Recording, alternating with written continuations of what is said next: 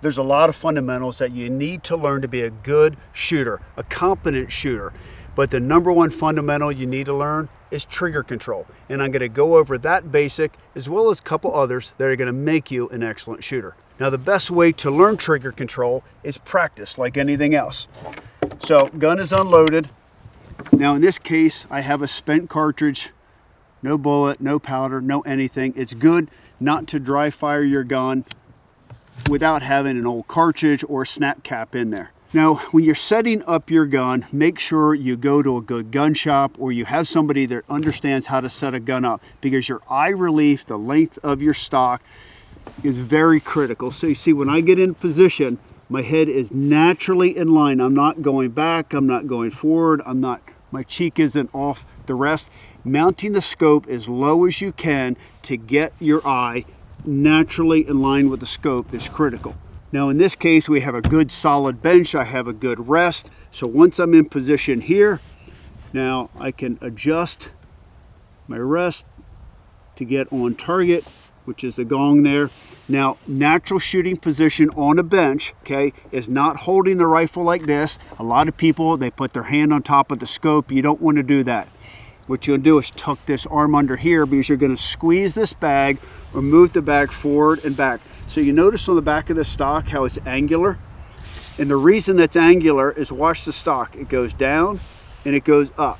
So you control your point of impact at the range by sliding that bag up and back, or just squeezing it.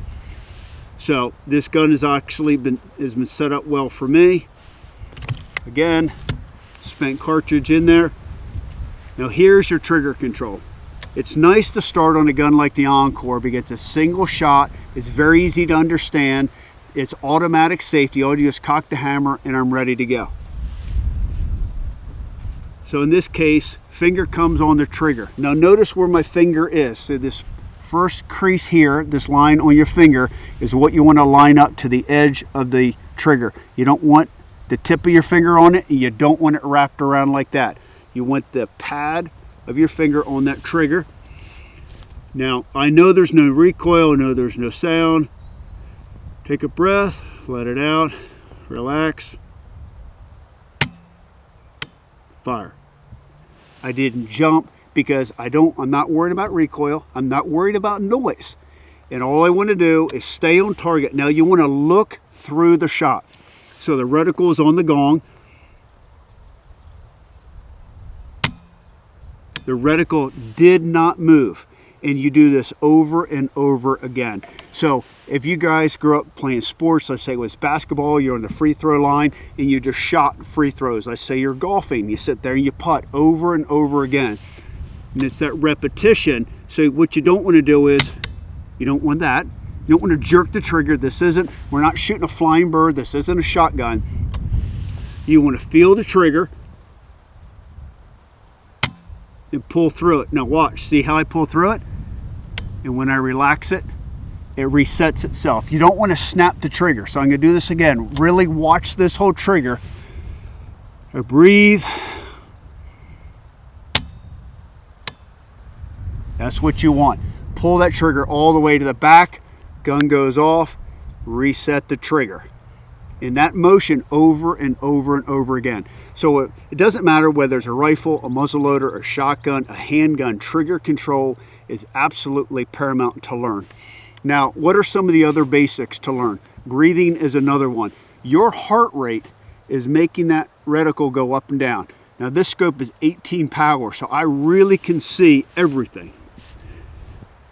Breathe in, breathe out, not all of it. Pause, fire. So, trigger control, breathing, obviously head alignment, we already talked about that. Follow through, just like you're playing a sport, throwing a basketball, swinging a golf club, follow through. Those are the fundamentals to shooting.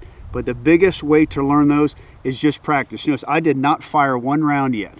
So now we're going to go live, and I'm going to repeat the same process under live fire, and you're going to see nothing changes in my form.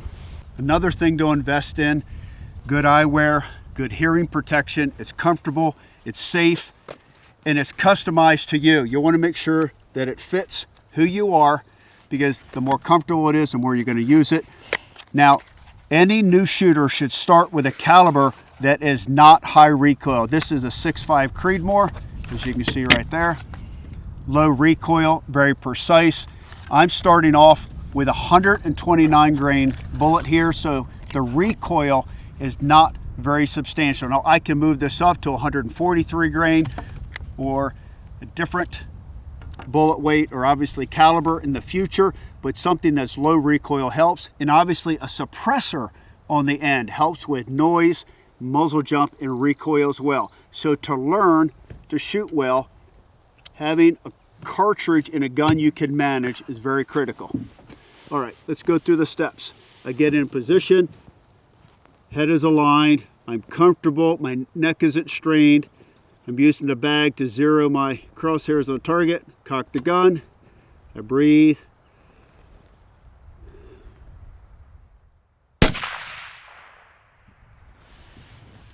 Now you notice I didn't jump, I didn't flinch. I followed through, same thing. Let's try it again. Adjust my bag. And again, I want to watch that crosshair through the target.